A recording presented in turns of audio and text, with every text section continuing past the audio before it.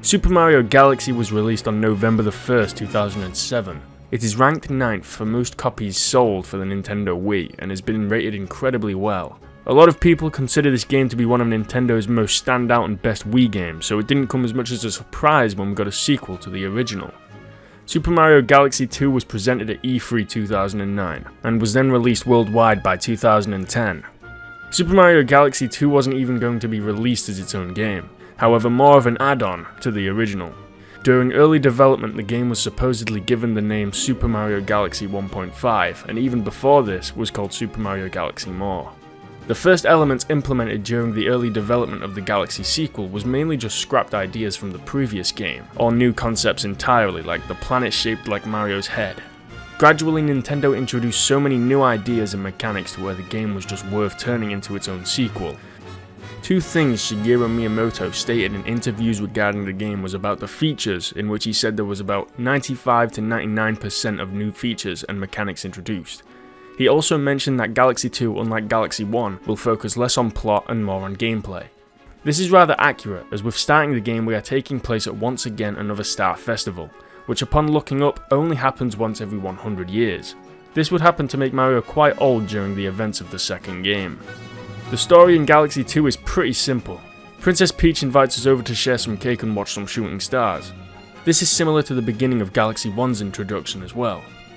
The introduction is a 2D side-scroller like in traditional Mario games, and after a few screens we meet the Master Luma who allows us to use the special main Mario Galaxy mechanic, the spin attack.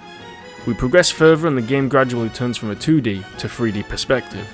And once we reach the castle we are greeted by Bowser, who's trampling all over Princess Peach's castle garden. It's made clear here that Bowser has kidnapped Princess Peach and yet again uses the Power Stars to gain such incredible power.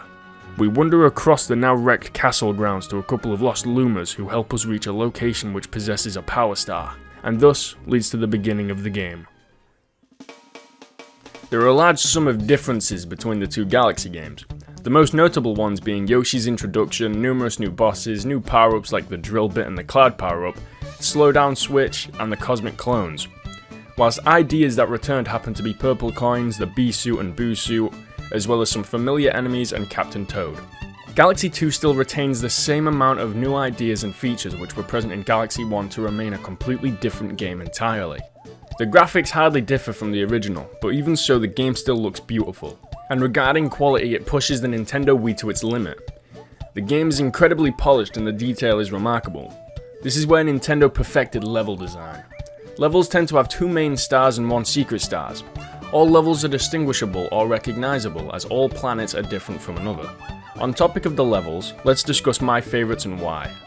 Supermassive Galaxy is very interesting. It's a callback to Mario Bros. 3, where everything besides you has an increase in size. It's a cool mechanic and you can also get infinite lives here. Hytale Falls is presented as a fast-paced designed galaxy, in which we are shown Yoshi's first power-up, the Dash Pepper. This for a short period of time makes Yoshi sprint incredibly quickly, even allowing him to run up walls. Boulder Bowl Galaxy presents another new power-up, the Rock Mushroom, which turns Mario into a boulder. It's pretty sweet. Fluffy Bluff Galaxy presents us with another new power-up, which is my favourite Galaxy power-up. It's the Cloud Flower. This item allows us to create free clouds in which serve as free platforms for us to stand on. Overall, the planets and level designs are great. More levels progressively get unlocked as we advance in the game, but these levels are more challenging and difficult. The way we get them is through this game's collectible, the Comet Medal. When you collect Comet Medals, Prankster Comets are presented as more secret stars. These stars could be in form of one hit point challenges, time challenges, purple coin challenges, or cosmic clone challenges. This is all a twist in the gameplay, and it's a nice element to be introduced. Possibly the best change Nintendo made to this Galaxy game, which wasn't in the first, is the implementation of Yoshi. Yoshi is included into Super Mario Galaxy so well. He has never been so useful yet so cute. This is arguably the most useful Yoshi has been in any Mario game ever. He has 3 power-ups revolving around his character. The Dash Pepper, which we already have covered, it allows him to go quick. The Bulb Fruit allows the path to light up in front, giving a way to progress, and the Blimp Fruit allows Yoshi to levitate and float upwards. In addition to Yoshi's power-ups, he is also used to swallow enemies or shoot out bullet bills and spinies at either glass barriers or enemies like the World Freeze boss. In relevance to the bosses, Bowser's last fight is quite good, whilst the rest aren't that different from each other. This is a little bit of a letdown, but all the Bowser Jr. fights is where the bosses really ramp up. All of these battles are inventive and different. You can tell Jr. is really trying to make his dad proud here. And the prankster comets even reach into these levels, making the fights far more challenging than before. We've already covered some of the most major positives like the new inclusives, the boss fights, and the detail. But what about some of the minor details that make this game slightly better than its predecessor? Well, there's more options for the heads on the game save menu. The game now auto-saves upon level completion, which the original does not. And there are also plenty of references to other games, like the game mode doing the Zelda item collection pose, the city escape type design in Slipsand Galaxy, and the callback to Super Mario 64's Womp Fortress. On topic of all this, there are also green stars which are collectible. Once you've collected all main game stars, all 121, these green stars appear in random areas across the galaxies in each planet. They have placements a little like the moons in Super Mario Odyssey. Now, let's get on to the negatives. I guess there's less saves on the title screen now, if anyone really cared about that. The music from Mario Galaxy 2 is done by Mahito Yokota, as well as Koji Kondo. This music is masterful. It is the most powerful Mario soundtrack in the franchise, and hearing it simply makes you want to replay the Galaxy games. The music is not only catchy, but it's also very memorable and is a huge comfort to the ears. I love how much of this music is done with an orchestra. It fits surprisingly well and the emotions really get fueled by how heartfelt the songs are. The controls in Super Mario Galaxy 2 are great.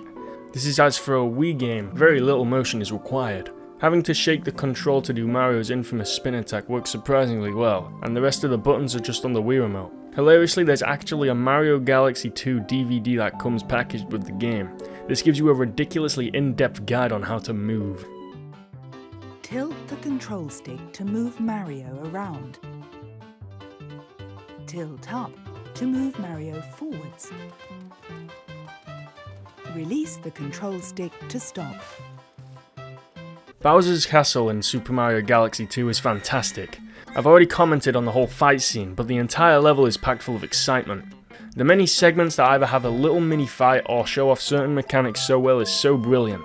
Here we have a drill bit sequence, Cloud Mario sequence, a short Yoshi sequence, then a really fun Dash Pepper sequence.